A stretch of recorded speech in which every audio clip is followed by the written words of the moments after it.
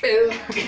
Hola, ¿qué tal amigos? Nosotros somos Víctor y Daniel y les vamos a hablar hoy sobre la norma 52 de la Semarnat. Bueno, antes que nada tenemos que regresar un poco a la historia y ver cómo los científicos antiguos realizaban experimentos con sustancias desconocidas para ellos. Por lo tanto, al realizar estos experimentos, quiere decir que probaban distintos métodos para realizar distintos procedimientos para generar resultados distintos en cada uno de ellos. Por lo tanto, desde ese entonces ya podían saber si una sustancia era buena o era mala, dependiendo de cómo era utilizada. Por lo tanto, aquí sería como el comienzo del conocimiento de las sustancias peligrosas, bueno, peligrosas.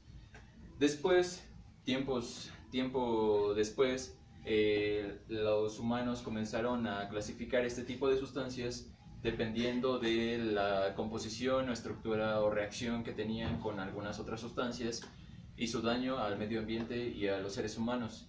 Aquí es donde comienzan las normas y este sería el comienzo de un gran futuro y hermosos horizontes que podrían alcanzar a lo largo de la historia. Bien, como ya lo dijo mi compañero, es donde nacen las normas. Entonces, ¿qué es una norma? Una norma es un conjunto de pasos o reglas a seguir para poder mantener un control específico sobre un producto o cierta actividad que pueda dañar o beneficiar al medio ambiente o a los humanos. Pero, ¿quién regula todas estas o quién crea todas estas normas? Bien, la Semarnat es la que se encarga, junto con otras instituciones, ya sea públicas o privadas, de generar y crear estas reglas que van a ser después aprobadas por una cantidad de diputados, como lo es aquí en México. Van a aprobar estas normas, las cuales después de que se aprueban, salen ya sea dependiendo del tipo de normatividad que sea, va a tardar de 6 meses a 1 o 2 años para poder salir en el diario oficial de la Federación. Pausa. Aquí en México se conocen dos principales normas.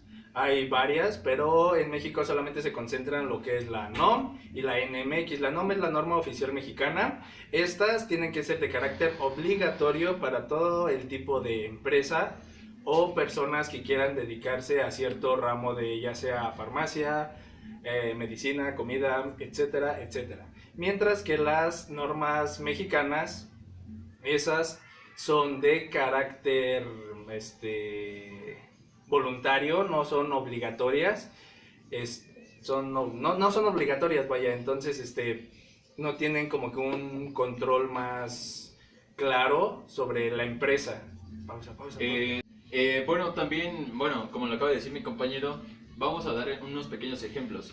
Bueno, yo por ejemplo, un trabajador, digo, no, pues trabajar con azúcar es muy bueno, pero creo que debería de haber una norma que establezca las características que tienen que tener esta, esta elaboración de azúcar o elaboración de algunos jarabes. Entonces yo digo, no, pues debería de haber una norma y yo creo que la voy a proponer. Entonces comienza a realizar su norma y la propone. Y esta ya se vuelve una norma mexicana.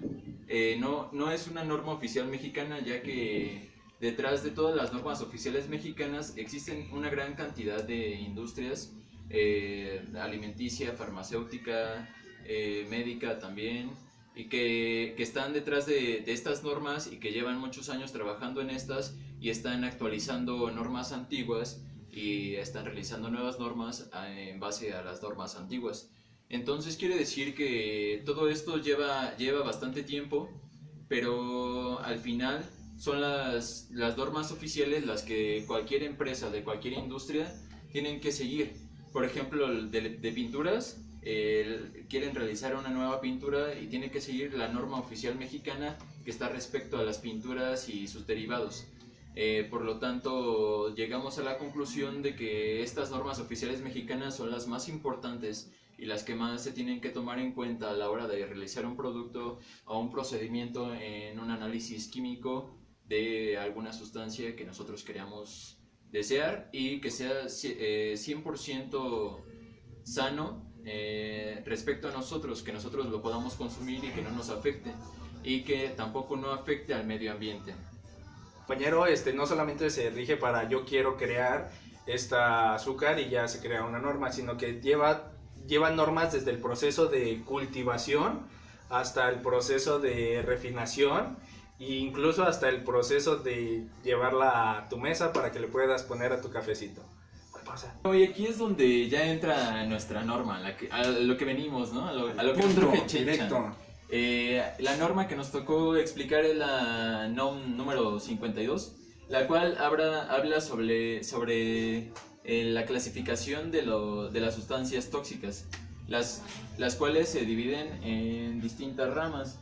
Y depende de qué tipo de sustancia se van a utilizar distintos métodos para medirlas o para clasificarlas. Entonces también se tiene que tomar mucho en cuenta. O sea, esta norma oficial mexicana está desde el 2005, o sea, quiere decir que en el 2005 fue publicada en el Diario Oficial de la Nación y 6 meses después o un año después o el tiempo que tuvo que pasar ya fue autorizada para su uso. Y también, por ejemplo, aquí en México todos los estados son distintos, o sea, por ejemplo, aquí en el Estado de México que estamos ahorita, acaban de hacer una nueva norma oficial mexicana y esta norma ya fue publicada en el Diario Oficial de la Nación y entonces ya puede ser utilizada, pero 6 meses después de que se autorice aquí en este estado. Pero si esta norma quiere ser utilizada en otros estados, tienen que esperar cierto tiempo para que esta norma llegue hasta ese estado y pueda ser utilizada por las industrias de ahí que la necesiten y que la requieran para vender sus productos y que sean saludables para todo el público.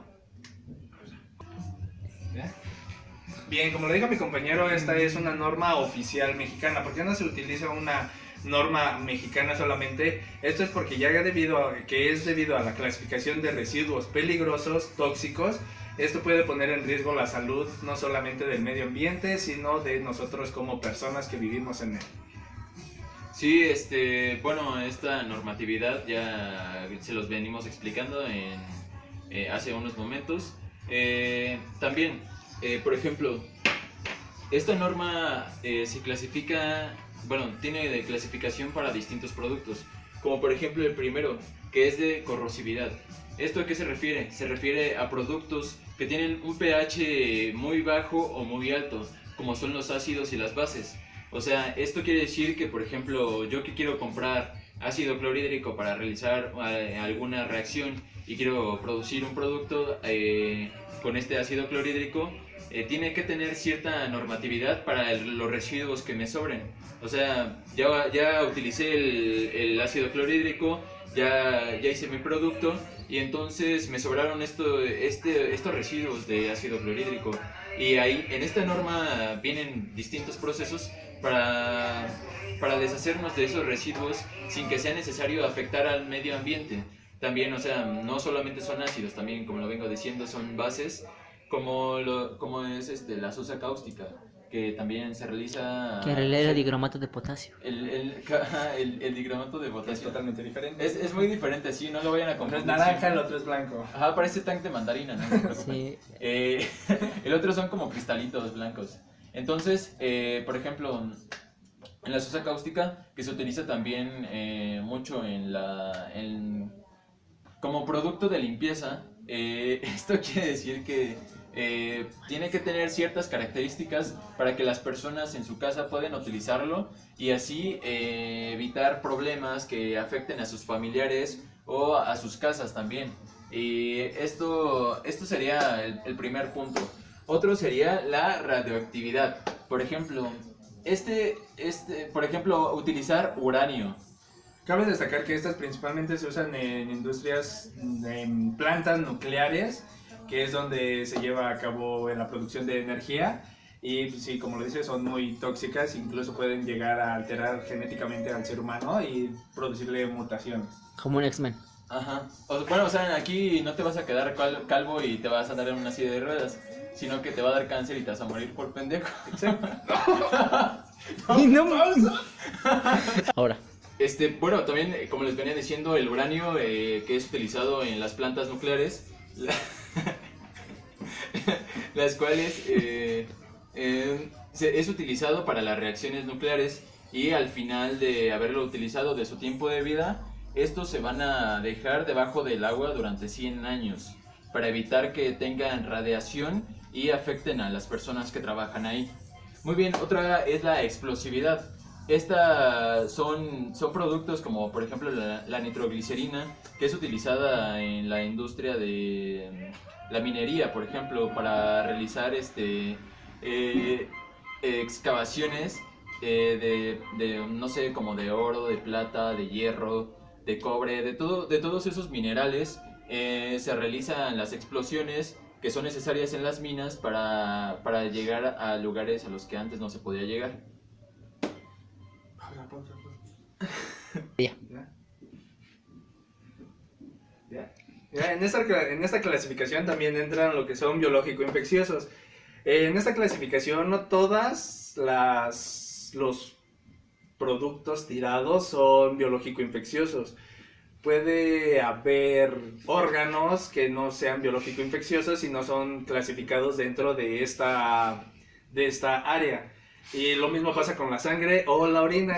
Se vuelve un producto biológico infeccioso en el momento en el que el órgano extirpado o la secreción contiene algún tipo de enfermedad, como ya sea cáncer, alguna enfermedad de transmisión sexual, etcétera, etcétera, etcétera.